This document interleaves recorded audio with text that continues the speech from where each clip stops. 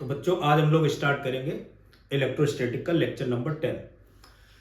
Lecture number 9 में हम लोगों ने इलेक्ट्रिक फील्ड डिफरेंट 9 और 8 में, इससे प्रीवियस लेक्चर्स में इलेक्ट्रिक फील्ड हम लोगों ने निकालना सीखा था। रॉड की वजह से, रिंग की वजह से, किसी स्फीयर की वजह से, कोई प्लेट थी, थिक प्लेट, थिन प्लेट, इनकी वजह से कितना होता था, और उनसे रिलेटेड कुछ न्यूमेरिकल्स करे थे। यानी जितने भी जो केसेस देखे थे वो सब यूनिफॉर्मली जिन चार डिस्ट्रीब्यूटेड था बॉडीज में, वैसे केसेस थे। अब अगर मान लो ये कहा जाए कि चार्ज नॉन यूनिफॉर्मली डिस्ट्रीब्यूटेड है, तब इलेक्ट्रिक फील्ड कैसे निकालेंगे?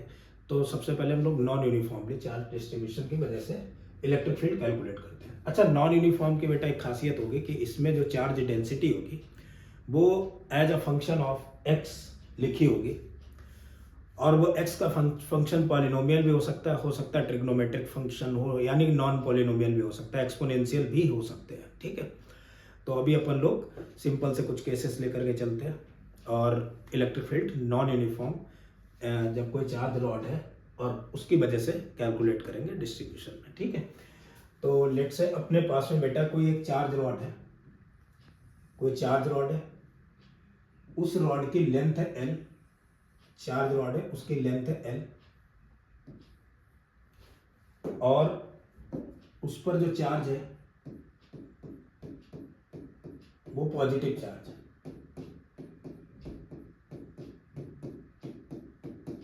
ये कोई चार्ज रॉड है, इसकी लेंथ है एल। अच्छा, इस पर ये जो चार्ज है बेटा, ये कहा गया है कि ये यूनिफॉर्मली डिस्ट्रीब्यूटेड है, नॉन यूनिफॉर्मली डिस्ट्रीब्यूटेड है।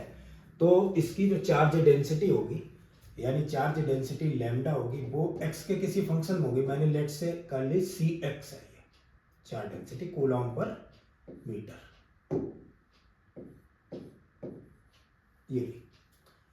ये इसकी चार्ज डेंसिटी हो गई। अब हमें यहां से इसी एक्सियल पॉइंट पर ही, इस रॉड के एक्सियल पॉइंट पर एक कोई पॉइंट है पी, एक्सिस पर ही, इसकी एक्सियल पोजीशन पर हमें कैलकुलेट करना है इलेक्ट्रिक फील्ड।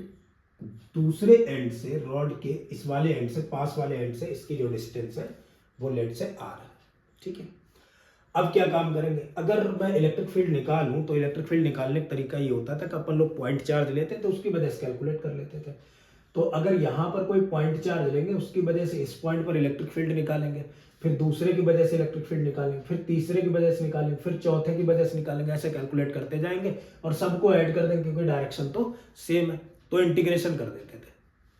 लेकिन यहाँ पर एक चीज और थोड़ी सी गड़बड़ है कि जो चार्ज है वो यूनिफॉर्मली डिस्ट्रीब्यूटेड नहीं है, एक्स के ऊपर डिपेंड कर रहा है। जहां पर एक्स 0 है, मैंने लेट से ये मान लिया कि इधर पर ओरिजिन है और जिधर एक्स 0 और वहां पर चार्ज है सबसे कम, धीरे धीरे धीरे धीरे ये चार्ज बढ़ता हुआ चला जा रहा है, और चार्ज भी बढ़ रहा है, डिस्टेंस भी कम हो रही है, तो इलेक्ट्रिक फील्ड भी अपने आप से बढ़ता हुआ चला जाएगा एलिमेंट्स की वजह से। अगर इधर से इधर चलेंगे, लेफ्ट टू राइट चलेगा। ठीक है, तो अब क्या करें? तो मैंने एक जनरल कोई एलिमेंट कंसीडर कर लिया, मैंने लेट कर लिया कि यहां पर कोई एक ऐसे ये dx विड्थ का एक एलिमेंट है जो इस पॉइंट से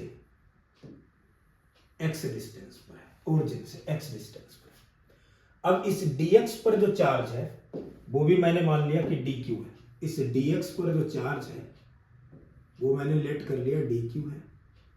इस dq चार्ज की वजह से यहां पर इलेक्ट्रिक फील्ड कैलकुलेट करना है। कोई बड़ी बात नहीं बेटा, कर लेंगे। मैंने मान लिया कि इसकी वजह से जो इलेक्ट्रिक फील्ड आ रहा है dq चार्ज की वजह से बहुत छोटा इलेक्ट्रिक फील्ड है, de नाम दे दिया, और उसकी वैल्यू तो आ जाएगी 1/4 पाई एप्सिलॉन नॉट dq, ये वाला चार्ज, अपॉन यहां से यहां तक की डिस्टेंस, dx से पॉइंट P तक की डिस्टेंस कितनी होनी चाहिए? तो dx से पॉइंट P तक की देखो बेटा क्या डिस्टेंस होगी, सोचो। ये पूरी वैल्यू है L, ये वैल्यू है R, तो टोटल वैल्यू हो गई अपने पास में L प्लस R, और उससे मैंने x को माइनस कर दिया, तो यहां से जो डिस्टेंस आएगी वो कितनी आ जाएगी? L प्लस R माइनस का x, ये आ गई डिस्टेंस, यानी dq अपॉन में L plus R minus x का होल स्क्वायर। अब बात आ रही dq को लिखेंगे कैसे? कैसे लिखते हैं बेटा, चार्ज पर यूनिट लेंथ लेते थे अपन लोग। सो चार्ज पर यूनिट लेंथ हो गई लैम्डा,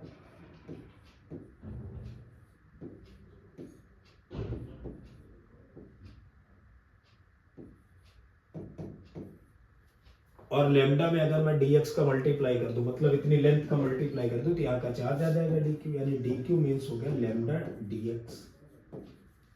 सो ये वैल्यू आ जाएगी de इक्वल टू 1/4πε0। dq की जगह लिखेंगे लैम्डा dx अपॉन में l plus are minus x का whole square. So D E equal to आ गया 1/4πε0। लैम्डा की वैल्यू क्या है बेटा, लैम्डा तो x का एक फंक्शन है, तो लैम्डा की जगह cx लिख दिया, dx अपॉन में l plus are minus x का होल स्क्वायर। ठीक है, अब इसे इंटीग्रेट कर देते हैं। चीज तो कांस्टेंट है, तो इंटीग्रेट करने का तरीका ये कि मैं को लेट कर ले रहा हूँ। मैंने मान लिया कि l plus are minus x, इसे लेट कर लिया मैंने t के बराबर, ये लेट कर लिया, और इसे x के रेस्पेक्ट में अगर डिफरेंशिएट कर देंगे बेटा तो माइनस का dx, भाई ये तो कांस्टेंट है, इनका डिफरेंशिएशन क्या हो जाएगा, 0। सो माइनस dx इक्वल टू आ गया dt। दूसरी चीज, x की अगर यहां से वैल्यू निकालो बेटा इधर से, सो x इक्वल टू क्या आना चाहिए, x इधर ले जाएंगे, t इस तरफ आ जाएगा, यानी l plus are minus t, ये बन गया। तो इस टर्म को अपन लोग ऐसे कुछ लिख सकते हैं कि D E equal to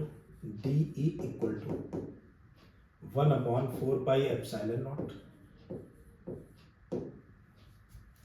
C, x की जगह लिखा l plus are minus T, minus उसके बाद dx है, dx की जगह माइनस टी टी, यानी माइनस साइन सामने, यहाँ dt हो गया, upon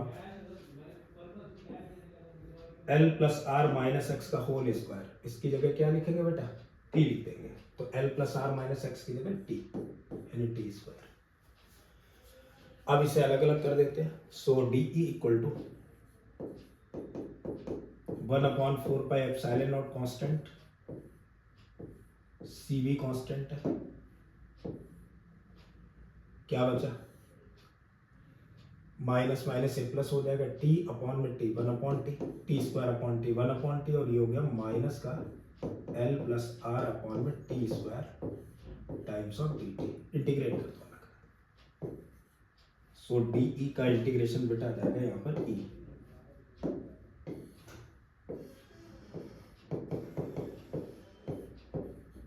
c upon 4πε0 1/t dt minus l plus R upon में T square times of D T. Limit लगाएंगे, लिमिट कहाँ से कहाँ तक जाएगी भाई, देखो x की लिमिट 0 से लेकर के कहाँ तक है बेटा, l तक, तो लिमिट लगा देंगे 0 से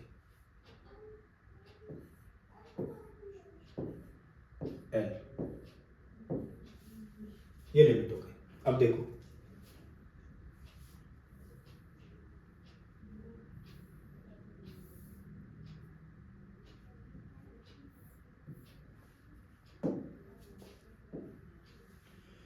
तो इसे अगर अपन लोग देखें, सॉरी या लिमिट भी मैं एक काम करता हूं, इसी की फॉर्म में लिख लेता हूं, ध्यान देना बेटा, मैं लिमिट को इसी फॉर्म में लिख लेता हूं।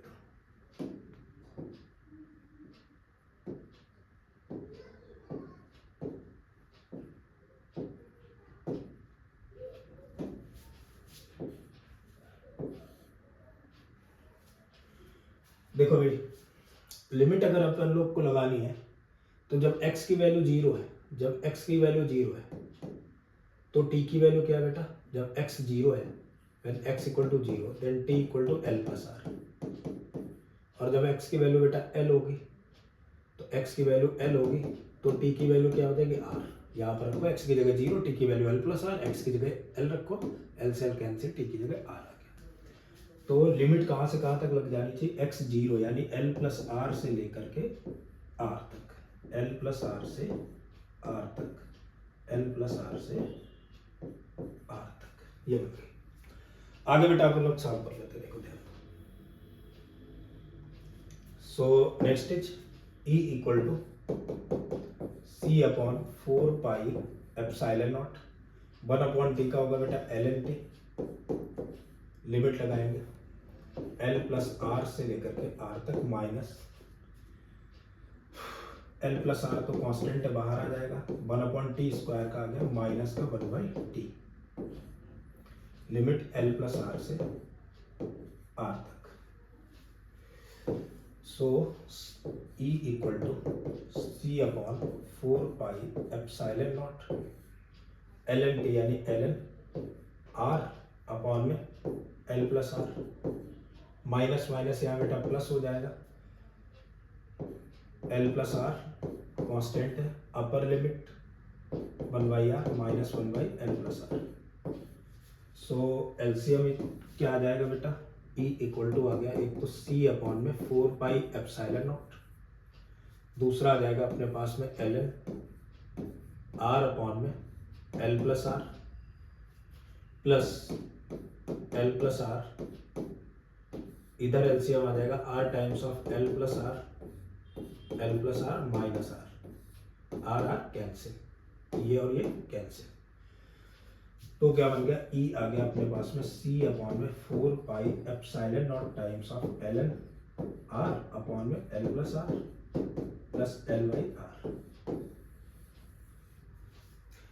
तो बेटा नॉन यूनिफॉर्म अगर चार्ज डिस्ट्रीब्यूटेड हो तो इलेक्ट्रिक फील्ड अपन लोग इस तरीके से निकाल लेते हैं। अच्छा जरूरी नहीं lambda equal to C X ही दिया, कोई भी फंक्शन दे सकते हैं तो उस हिसाब से इंटीग्रेट कर देंगे, कोई बहुत बड़ी बात उसमें नहीं है। चलो आगे देखते हैं भाई, ये तो बात थी कि कोई रॉड है जो नॉन यूनिफॉर्मली जिस पर चार्ज डिस्ट्रीब्यूटेड है। अब हम लोग बात करेंगे कि कोई रिंग है उस पर अगर चार्ज नॉन यूनिफॉर्मली डिस्ट्रीब्यूशन हो तो क्या होगा, ठीक है।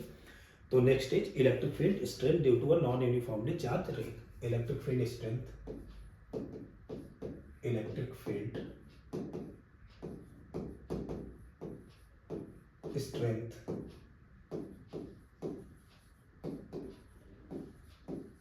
ड्यू टू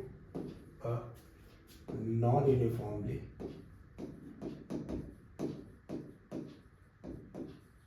charged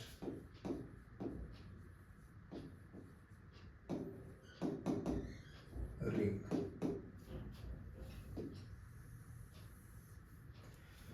कोई नॉन यूनिफॉर्मली चार्ज रिंग है, उसकी वजह से अपन लोग को इलेक्ट्रिक फील्ड की स्ट्रेंथ फाइंड आउट करनी है, ठीक है। सेंटर पर निकाल करके देखेंगे, ठीक है बेटा। तो मेरे ख्याल से कोई बड़ी बात ये भी नहीं है, दे रखा होगा चार्ज डेंसिटी, मान लो ये कोई रिंग है ऐसे,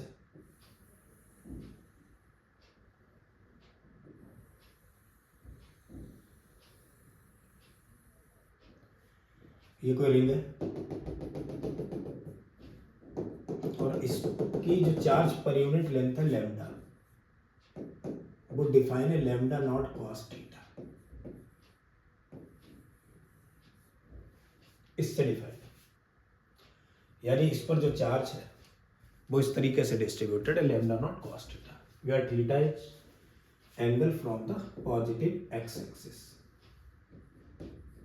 where theta is, where theta क्या है बेटा, angle from the positive x axis.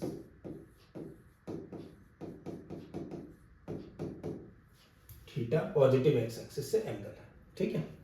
अब क्या होगा समझो, अब मैंने लेट कर लिया यहां पर एक एलिमेंट मान लिया जिसकी कुछ लेंथ होगी। अच्छा एलिमेंट मानने से पहले मैं बता दूं कि चार्ज कैसे डिस्ट्रीब्यूट होगा।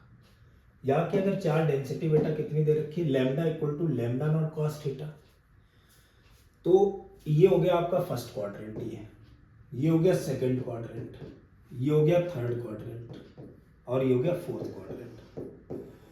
फर्स्ट क्वाड्रेंट में कॉस पॉजिटिव होता है, सेकंड में कॉस निगेटिव, थर्ड में कॉस निगेटिव और फोर्थ में फिर से कॉस पॉजिटिव, यानी कि हाफ रिंग तो पॉजिटिवली चार्ज होगी और हाफ रिंग कैसी होगी, नेगेटिवली चार्ज होगी। इसका मतलब ये होगा क्योंकि कॉस की वैल्यू डिपेंड करेगी ना, फर्स्ट क्वाड्रेंट में यहाँ पर देखो बेटा पॉजिटिव रहेगा, फिर नेगेटिव, फिर नेगेटिव, फिर फोर्थ क्वाड्रेंट में फिर से कॉस पॉजिटिव। तो यानी ये रिंग जो है पहले हाफ में तो पॉजिटिवली चार्ज रहेगी और फिर ये नेगेटिवली चार्ज हो चुकी होगी। अच्छा एक चीज और ध्यान रखना, मैंने इस तरफ देखो डेंसिटी बढ़ा दी है, चार्ज यहाँ पर ज्यादा कर दिया। क्यों कर दिया? क्योंकि जैसे जैसे यहाँ से आगे बढ़ोगे, जब थीटा 90 डिग्री होगा वहां पर कॉस की वैल्यू 0 और इधर भी कॉस की वैल्यू 0, यानी इधर और इधर चार्ज नहीं होंगे। और जहां पर थीटा 0 डिग्री होगा या 360 डिग्री होगा वहां पर तो इसकी वैल्यू मैक्सिमम होगी, कॉस की, वहां चार्ज मैक्सिमम होगा। तो इसलिए इस तरफ चार्ज डेंसिटी ज़्यादा है, चार्ज ज़्यादा होगा और ऐसे चार्ज कम हो जाएगा। ऐसे यहाँ पर नेगेटिव में भी होगा बेटा।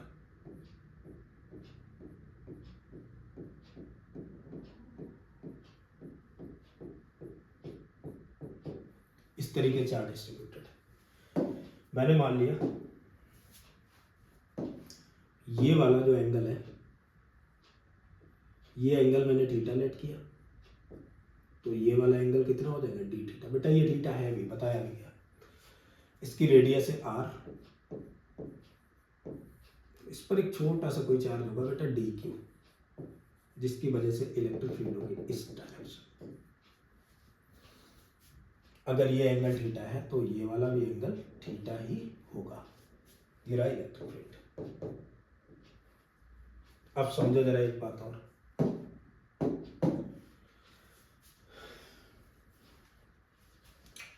इतने की वजह से इलेक्ट्रिक फील्ड इस तरफ ई, ऐसा ही जस्ट इधर की तरफ भी होगा एक एलिमेंट, जिसकी वजह से इलेक्ट्रिक फील्ड इस तरफ होगा, डी मान लो।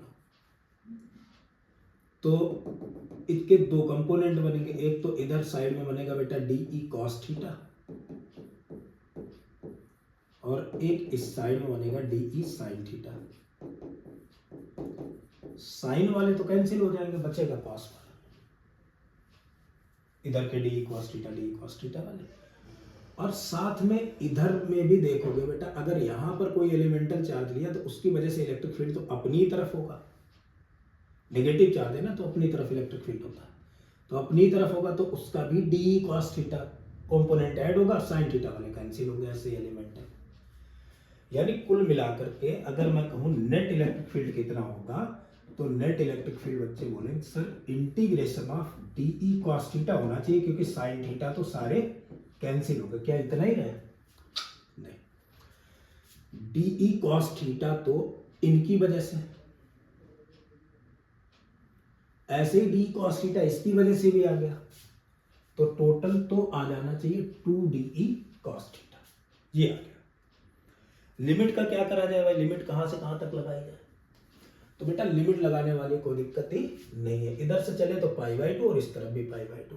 उधर वाला तो मैंने 2d कर लिया ना, 360 लगाने की जरूरत नहीं, तो -π/2 से +π/2 तक लो काम बन गया।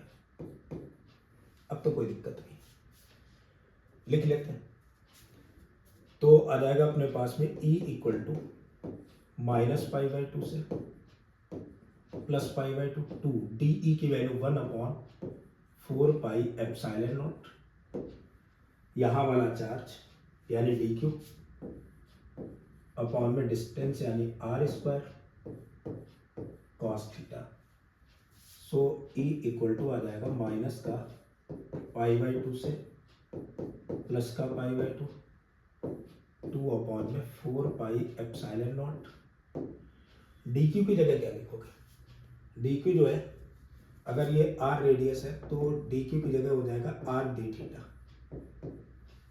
सो dq की जगह आ जाएगा angle r into D theta, ये तो लेंथ हो गई, इंटू भाई देखो चार्ज पर यूनिट लेंथ है लैम्डा, तो r d थीटा पर कितना होगा? Lambda into r d theta, तो यहाँ लैम्डा का और मल्टीप्लाई हो जाएगा, तो lambda r d theta upon में r² cos थीटा।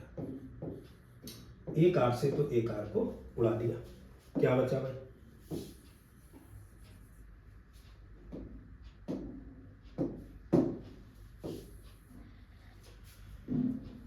इससे इसे कैंसिल किया, यहाँ 2 आ गया। सो E की वैल्यू आ गई -π/2 से +π/2, 1/2πε0 लैम्डा की जगह बेटा लैम्डा की वैल्यू क्या है, लैम्डा नॉट कॉस थीटा, ये कॉस थीटा और cos square theta d theta upon में आर, ये आ गया।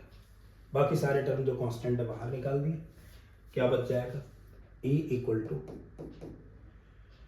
लैम्डा नॉट अपॉन में 2 pi epsilon naught times of r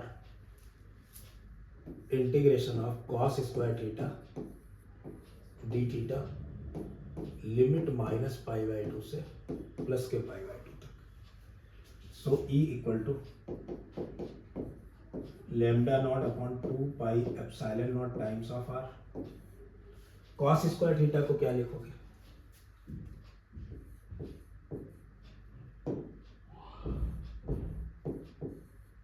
cos square theta बेटा क्या लिख सकते थे, 1 प्लस कॉस 2 थीटा बाई 2, ठीक है।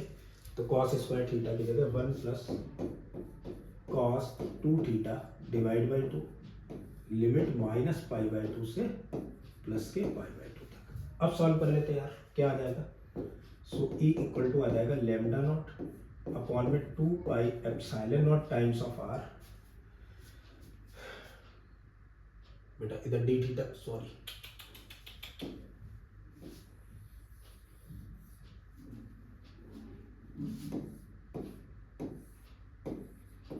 अलग अलग इसे इंटीग्रेट कर देंगे बाद, कितना हो जाएगा 1/2 d theta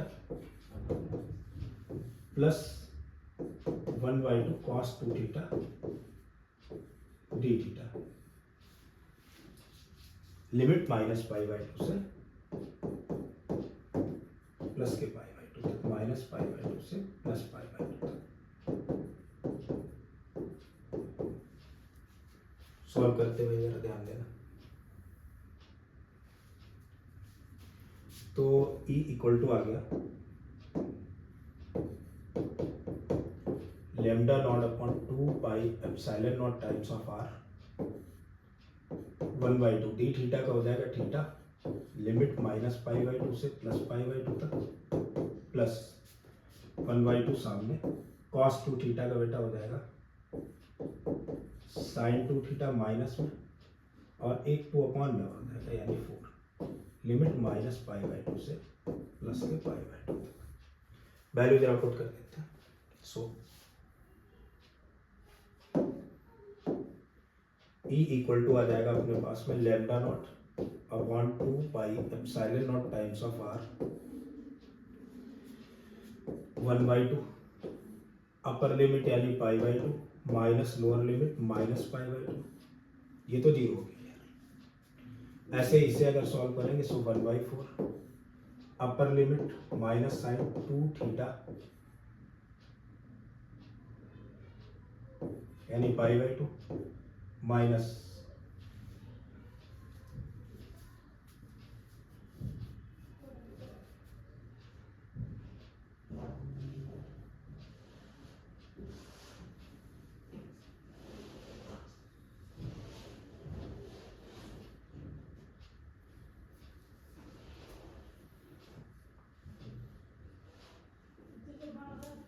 sorry pi by 2 minus pi by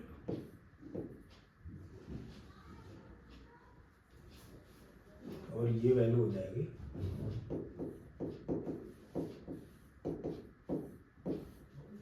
zero.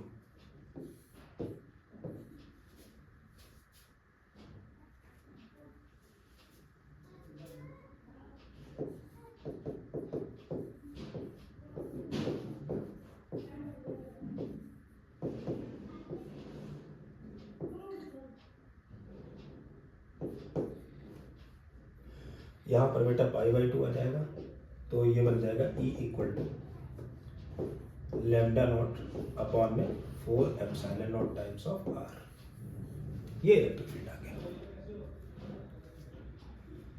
चलो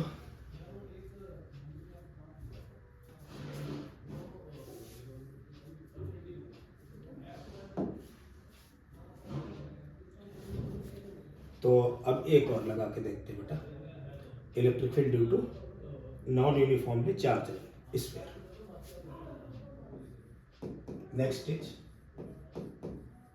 इलेक्ट्रिक फील्ड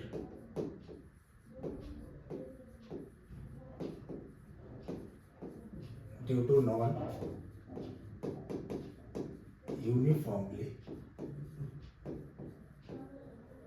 चार्ज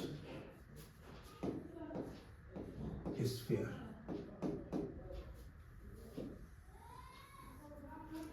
कोई अगर नॉन यूनिफॉर्मली चार्ज स्फीयर है उसकी वजह से इलेक्ट्रिक फील्ड वेक्टर कितना आएगा, ध्यान देना। मान लो कि ये कोई चार्ज स्फीयर है,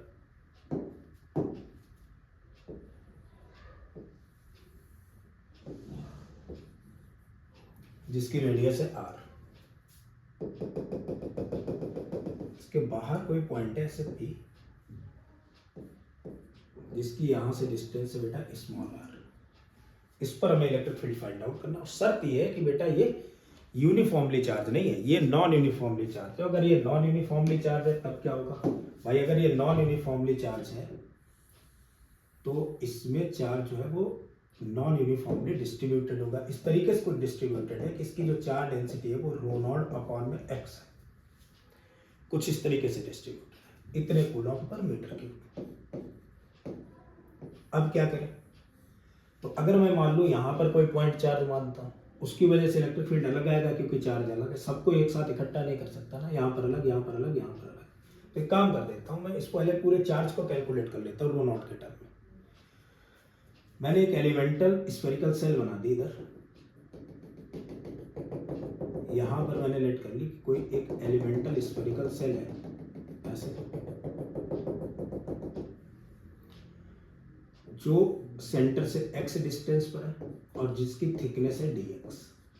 अब इसकी ही तो चार्ज डेंसिटी बेटा हुई सेंटर से distance, where x is the distance from the centre, यहाँ लिखा होगा वेयर x इज द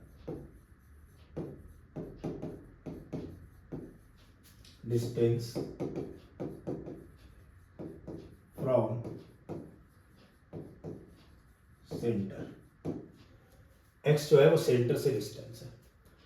अब इतने की वजह से अगर मुझे इलेक्ट्रिक फील्ड कैलकुलेट करना है, इतने की वजह से,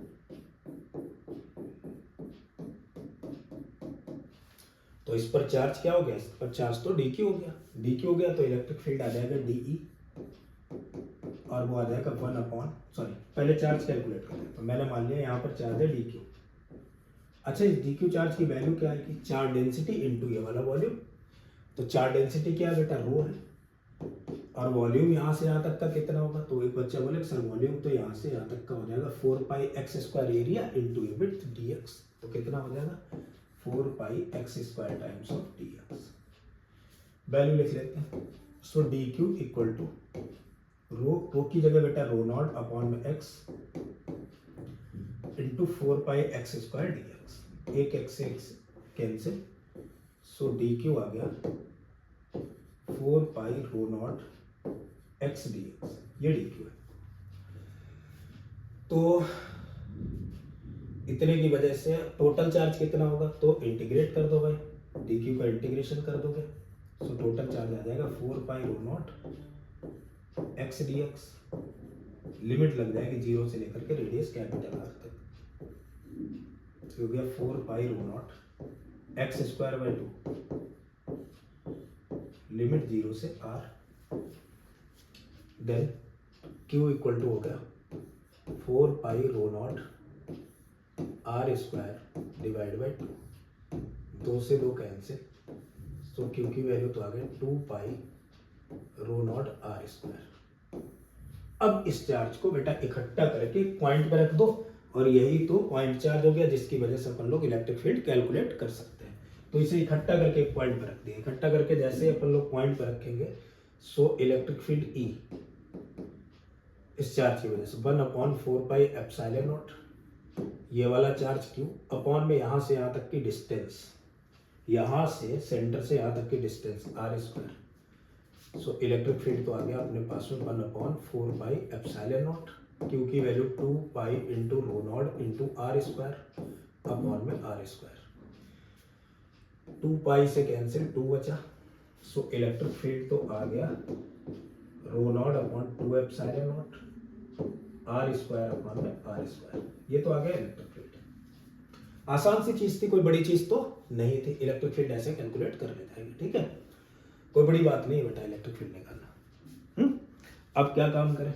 अब अगर कोई बच्चा ये पूछते कि नहीं सर मुझे तो इसके अंदर इलेक्ट्रिक फील्ड चाहिए किसी आर डिस्टेंस में, तब तो इतना चार्ज होगा नहीं, तब तो चार्ज कुछ और होगा। अच्छा तरीका क्या था?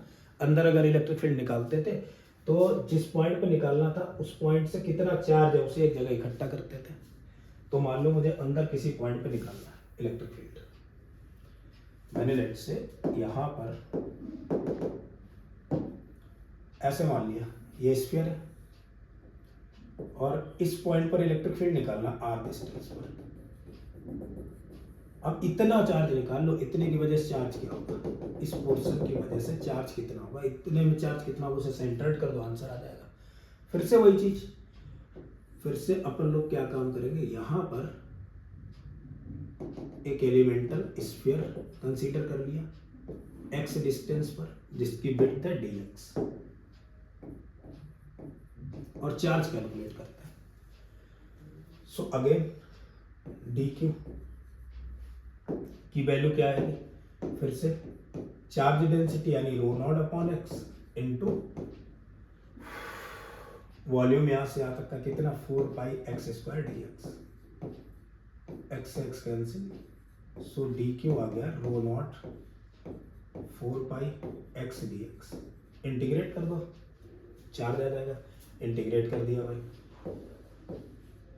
4 पाई रो नॉट तो कांस्टेंट है, एक्स डी एक्स लिमिट कहाँ से कहाँ तक लगा दी, 0 से लेकर के स्मॉल आर तक, तो आ गया क्यू, ये हो गया 4 pi rho naught x D x का कितना हो जाएगा बेटा एक्स स्क्वायर बाई 2 लिमिट 0 से आर, तो क्यू आ गया 4 pi rho not are square by 2 से 2 कैंसिल, सो चार्ज तो आ गया 2 pi rho naught into R square. ये तो आ गया चार्ज। अब और क्या करना है, अब मुझे इलेक्ट्रिक फील्ड निकालना है स्मॉल आर डिस्टेंस पर, तो स्मॉल आर डिस्टेंस पर इलेक्ट्रिक फील्ड बेटा कितना हो जाएगा, E equal to 1/4 pi epsilon naught, ये वाला चार्ज क्यू अपॉन में R square. So electric field आ जाएगा 1/4 पाई एप्सिलॉन नॉट, क्यू की जगह 2 pi rho naught into R square upon R square, R square से तो आर स्क्वायर कैंसिल, पाई से पाई कैंसिल, 2 से 2 कैंसिल, सो इलेक्ट्रिक फील्ड यहाँ पर आ गया बेटा रो नॉट अपॉन में 2 एप्सिलॉन नॉट इनसाइड इस पॉइंट पर। तो मेरे ख्याल से सारी बातें क्लियर हो गई होगी। अच्छा जरूरी नहीं है कि इनमें जब नॉन यूनिफॉर्मली डिस्ट्रीब्यूटेड है तो rho equal to rho naught upon X हो या lambda equal to lambda naught cos theta ring वाले केस में था, कोई भी फंक्शन हो सकता है। बस क्या है अपना थोड़ा सा लिमिट्स का ध्यान रखेंगे और किस तरीके से इलेक्ट्रिक फील्ड के वेक्टर कैंसिल आउट हो रहे हैं उनको ध्यान रखेंगे और न्यूमेरिकल को निपटा ले जाएंगे। ठीक है बेटा, तो आज अपन लोग इस लेक्चर को यही रखेंगे। नेक्स्ट लेक्चर में इलेक्ट्रिक फील्ड से रिलेटेड, मेरे ख्याल में इलेक्ट्रिक फील्ड की सारी बातें अपन लोगों ने क्लियर कर ली हैं, तो उनसे रिलेटेड जितनी भी एडवांस प्रॉब्लम होगी तो नेक्स्ट लेक्चर में हम अपन लोग उन एडवांस प्रॉब्लम्स को, अच्छी प्रॉब्लम्स को, ओलंपियाड तक की प्रॉब्लम्स को सॉल्व करेंगे। तब तक के लिए धन्यवाद।